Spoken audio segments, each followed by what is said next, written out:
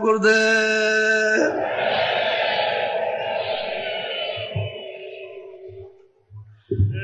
जय गुरुदेव। नाम किसका?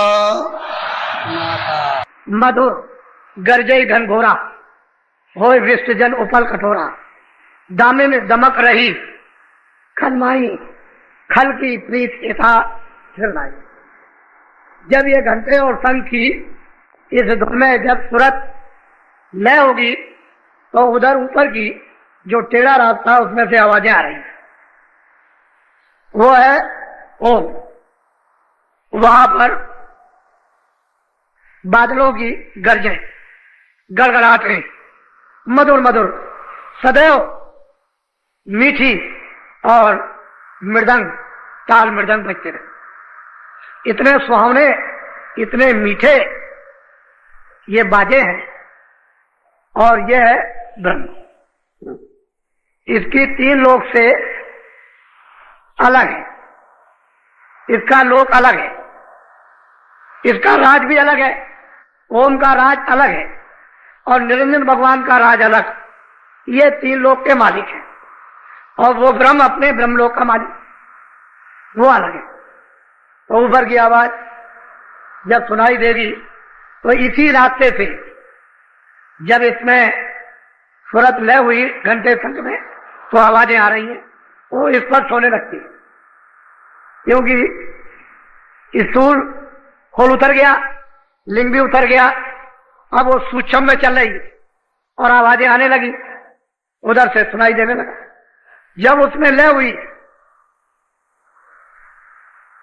जो गड़गड़ाहट, मधुर मधुर गर्जन और मृदंग ताल अनूपा जो वहां बज रहे, उसमें जब लय हुई तो फौरन उसे ओंकार पद को सूरत यानी प्राप्त जब करती है तो वहां पर एक केंद्र बना हुआ। जैसे ही उसने प्राप्त किया कि ऊपर की धुनें तरह तरह की उसको सुनाई देने लगी और ऊपर में तो कोई खोला नहीं है। बस ये जब सत्य स्पर्श रूप रस गंध, जब ये धुनी में लय हुई, ओंकार धुनी में बादलों की गरज और मृदंग की, तो फौरन केंद्र पर पहुंच गई और ऊपर से आवाजें आ रही। तो ये सूरत गुणातीत हो गई। अब सब गुणों से नहीं, अब ये किसी गुण के अंदर नहीं है। जल पृथ्वी अग्नि वायु आकाश ये मृतलोक है। 17 तत्वों का जो लिंग शरीर, 10 इंद्रियां, 4 चतुर्थ मन बुद्धि चित्त और अहंकार और रजोगुण तमोगुण सतोगुण, ये 14 तबक 14 लोक जो स्वर्ग वैकुंठ में वहां, इसकी एक सीमा है आंगन। सूक्ष्म लोक है 9 तत्वों, सत्य स्पर्श रूप रसगन और मन बुद्धि चित्त और अहंकार, ये 9 तत्वों का एक खोल, इसको भी पार कर गई। और त्रिकुटी में 5 तत्वों का शब्द स्पर्श रूप रसगन और कोई चीज नहीं है। जब इसको भी इसने जब पार किया और जब केंद्र पर पहुंच गई तो नीचे खा खा सब छोड़ दिया। अब यही सूरत जो दोनों आंखों के पीछे बैठ गई, वो ओंकार पद में उनका तो साक्षात कर ही लिया, लेकिन गुणातीत हो गई। अब वो गुणों के अंदर नहीं आ सकती, ना उसको गुण को लिबायमान कर सकते। तो यहीं से जो शुरुआत होती है ऊपर में, वो प्रकृति लोक की होती है। ऊपर में पुरुष है जिसको पारब्रह्म कहते हैं, निरंकार पुरुष जो 10वें द्वार में विराजमान, नीचे है प्रकृति। वहां से कृष्ण भगवान भेजे गए थे, इसलिए कृष्ण भगवान गुणातीत थे। लेकिन प्रकृति ने उनको भेजा था काम करने के लिए। यहां वो काम हो नहीं सकता था अगर वो भेजती नहीं तो। उनको भी गुण लिपायमान नहीं कर सकते थे, लेकिन जिस काम के लिए भेजा वही काम किया। तो ऊपर में दुनिया सुनाई दे रही तरह तरह, वो शून्य पथ की आवाजें आ रही और सूरज जब इससे अलग हो गई तो गुणातीत हो गई। अब वो शब्दमय हो गई, शब्द स्वरूप हो गई। अब उसके खोल तो सब उतर गए, वही खोल तो बीच में मेलोनी का रहा नहीं। तो बस फिर क्या बात, फिर तो जब शब्द रूप हो जाएगी तो एकदम से मिट्टी चली जाएगी। बोलो, आगे पहुंची तो न मजार रंकार दोने सोनी। बहुत प्यार से समझा रहे हैं भक्त को। तो देख रही यहाँ तक, यहाँ के तो तुम हो रही रास्ता तो चढ़ने का ही है, घर में पहुंचने का। जब उसने उस आवाज को रंकार की तिंगरी सारंगी सुनी तो उसमें लय हो गई। फिर तो उसको सहूलियत हो गई, कोई बंधन नहीं रहा इधर का, कोई चिंता, कोई फिक्र, कोई लगाव। किसी तरह मन को भी छोड़ दिया, बुद्धि को भी छोड़ दिया, चित्त को भी छोड़ दिया, काम क्रोध भी छूट गए, ये सबसे अलग हो गई। प्राण भी छूट गए, सब नीचे रह गए, अपने अपने भंडार में ले हो गए। प्राण प्राण के भंडार में, मन मन के भंडार में, बुद्धि बुद्धि के भंडार में, चित्त चित्त के भंडार में, और 25 प्रकृतियां वो अपने अपने, इंद्रियां अपने भंडार में। ये सब लय होती गई, खाली सुरत रह गई एक जीवन। अब तो सर्वांग दृष्टि हो गई, आगे भी देखे, पीछे भी देखे, दाएं भी देखे, बाएं भी देखे, नीचे भी देखे, ऊपर भी देखे, चारों तरफ। अब तो मतलब कोई पर्दा नहीं रहा। कहते हैं कि फिर वहां जब पहुंची तो निरंकार पुरुष का दर्शन, दीदार। दीदार वैसे तो ये दोनों पके हुए हैं, दोनों पूरे, प्रश्न करने वाला भी पूरा और जो गुरु है वो भी पूरे, दोनों पूरे हैं, उनमें कमी किसी में नहीं। लेकिन अब यह है कि गुरु है। ये प्रश्न क्यों किया गया आपके लिए, जगत के जीवों के लिए? ये कैसे पहुंचेंगे, कहां कहां होकर के जाएंगे? तो वो पता ठिकाना रास्ते का एक संकेत धीरे धीरे दे रहे कि अगर ऐसे ये सूरज चले, 5 नाम का स्मरण करे, ऐसे ध्यान लगाए, ऐसे कानों से भजन करे, तो इस तरह से श्याम से मैं अपनी सूरत को उस रूप में जमाए, और जब दृष्टि एकाग्र हो जाए तो उसका भी साक्षात्कार, ब्रह्म का भी साक्षात्कार, पार ब्रह्म में समाई उनका भी साक्षात्कार। ऊपर सब आवाजें आ रही हैं, बिल्कुल एकदम अलग अलग। फिर वहां कोई पर्दा तो है नहीं, आवाजें कोई बंद नहीं है, तो इतनी आजाद सर्वत्र है। सारा चेतन सत्य का ही सारा कारखाना है, सारी रचना शब्द में, कुछ नहीं, शब्द की। वो चेतन शब्द है, एक प्रकाश है, उसी में से ये निकल रहा। अगर शब्द ना हो तो प्रकाश नहीं होगा। सारी रचना ही पूरी चेतन पर है। वहां जड़ का कहीं भी नाम, निशान और आवाज वहां बोलो। केगारी और सारंगी सोनी, मान सरोवर चढ़े चढ़े। कहते हैं कि जब उसने इस आवाज को किगरी सारंगी की सुना तो सुन सुनकर उसके अंदर एक अजीब गरीब खिंचाव है, आगे चढ़ती है। तो वहां मानसरोवर है, और इतना बड़ा सरोवर है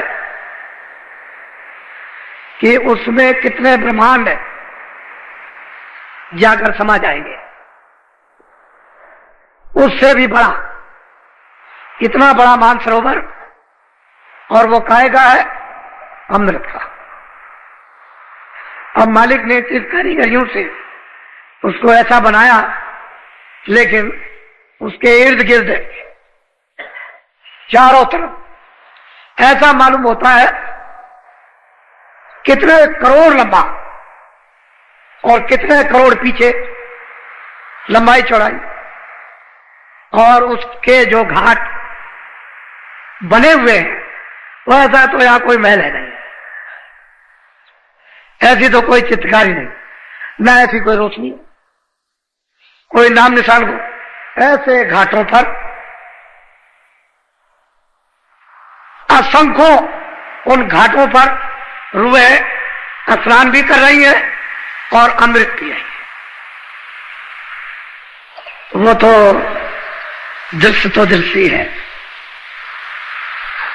जो सूरत यहां से वहां जाएगी, उसमें स्नान करेगी, तो स्नान करते ही पुरुष प्रकृति से, ब्रह्म माया से, ईश्वर और शक्ति से, ब्रह्मा विष्णु महादेव से और काल जाल से, जन्म मरण से सब दांत छूट गए। उसका यही स्नान। वहां से वह ऐसी रोशनी कहीं से, यानी ऐसा प्रकाश, लाइट पड़ रही है, ऐसी अद्भुत लाइट जैसे कि वहीं पर वर्षा हो रही है। उसमें रुए जीवात्माएं स्नान कर, अमृत पीकर इतनी ताकतवर, इतनी प्रकाशमान, इतनी शक्तिदायक हो जाती है कि उनका मुकाबला क्या होगा। ये जो सूरत दोनों आंखों के पीछे जो बैठी हुई है, जब ये यहां से वहां पहुंच जाएगी और हंसों के साथ जब वहां मिलकर अपना रूप हंसनी धारण करेगी और अमृत पिएगी, तो फिर क्या वर्णन होगा। तो रास्ते का एक चिन्ह बता रहे हैं। ये चिन्ह है रास्ते के कि ऐसे ऐसे तुमको जाना है, ऐसे ऐसे चढ़ना है, इस सहारे से ये भेद चढ़ने का है। यहाँ ये मिलेगा, यहाँ ये मिलेगा, यहाँ ये मिलेगा, यहाँ ये मिलेगा, ऐसे ऐसे चढ़ चढ़ चढ़। तो वो तो सूरत पहले ही चढ़ गई, तभी उसने प्रश्न किया है कि ऐसा प्रश्न किया जाए कि सभी जीवों का उससे लाभ हो, हित हो जाए। ऐसा प्रश्न हो कि किसी का लाभ ना हो। तो प्रश्न करने वाली भी पूरी और जिससे प्रश्न कर रही हो गुरु भी पूरे, इनमें से कोई अधूरा नहीं है। अगर वो नहीं जानती होगी तो प्रश्न क्या करेगी, बोलो। आगे महासोना मैदाना, जहाँ चार धुनते मेरे समाना। कहते हैं कि आगे महासुन का मैदान है, वहां पर वो महाकाल को विराजमान है। उनको महाकाल पुरुष इसलिए कहते हैं, वो इतना महामैदान है कि उस इतना प्रकाश है कि उस प्रकाश को पार करना सुरतों के लिए बहुत मुश्किल है। जब वो स्नान कर लेती है मानसरोवर में, तो उनको इतना प्रकाश ऊपर से मिलता है कि वो उसको बर्दाश्त करती है। अगर उनको मानसरोवर में बर्दाश्त करने का प्रकाश न मिल जाए तो उस मैदान प्रकाश में कोई जा नहीं सकता। तो आगे महासुन का मैदान बहुत, वैसे रचना तो गजागज है, कोई ऐसा ही मैदान नहीं है, कोई भी एक तिल भर भी, एक कण भर भी रचना से खाली नहीं। ये महासुन का मैदान। आगे भवन स्थान है, वो सोहन पुरुष विराजमान है। उनका अधिकार ब्रह्म पर भी है और पारब्रह्म पर भी और ईश्वर पर भी, सब अधिकार लेकर के बैठे हुए हैं। और यहां तक तो महाप्रलय होती है, इसके आगे कोई महाप्रलय नहीं है। ये मैदान बहुत बड़ा है। आगे महासुन है, जिसको महाअमर गुफा कहते हैं। उस पर वो सोहम पुरुष विराजमान है और वो वहां एक इंडोला पड़ा हुआ है। ये सब उसी धुरा पर सबके सब झूल रहे हैं। इतनी तेज चक्कर से पूरे के पूरे मंडल झूल रहे हैं, ऐसे चल रहे। ऊपर से देखने में आता है कि सारे मंडल घूम रहे हैं इस तरह, ऐसा धुरा चल रहा। कितने युग कितने कल्प बीत गए, बराबर यही। इससे ये सब चक्कर घूम रहा, स्वर्ग भी घूम रहा, ब्रह्मांड भी घूम रहा, पार ब्रह्मांड भी घूम रहा, पूरा का पूरा ये। तभी तो इंडोला पड़ा हुआ है, नहीं तो कैसे पता चले। वहां देखने से मालूम होता है। तो निशाना बता रहे कि सूरत स्नान करने के बाद तुमको महासुन के मैदान में प्रकाशमान में जाना होगा। और वो इतना प्रकाशमान मैदान है कि वहां रूहें चकाचौंध हो जाती है। मालूम होता है कि प्रकाश में कुछ दिखाई नहीं देता। तो जब तक मानसरोवर में स्नान न करें उस प्रकाश में, तब तक वो बर्दाश्त नहीं कर सकते। तो निशान बता रहे हैं। कि ये जाने का रास्ता। बोलो। ताके परे धाम सतनामा बीन बाजे सतलोक। बहुत प्यार से समझा रहे कि तूने पूछा तो ठीक है, इस भंवर गुफा सुहंग स्थान के परे वो सतधाम है और उनका नाम है सतना, वो धाम है। ये इन सब के वो पिता है और ये सब उनके बच्चे हैं और हम भी उनके बच्चे हैं। ये वही से सब कुछ मिला। ये जीवात्माएं भी सतधाम से, सतलोक से ये भेजी गई और ये अलग अलग मंडलों में, ब्रह्मांडों में तकसीम कर दी गई। कहते हैं आगे सतधाम है। बोलो। सोनत सोरते फेरे आगे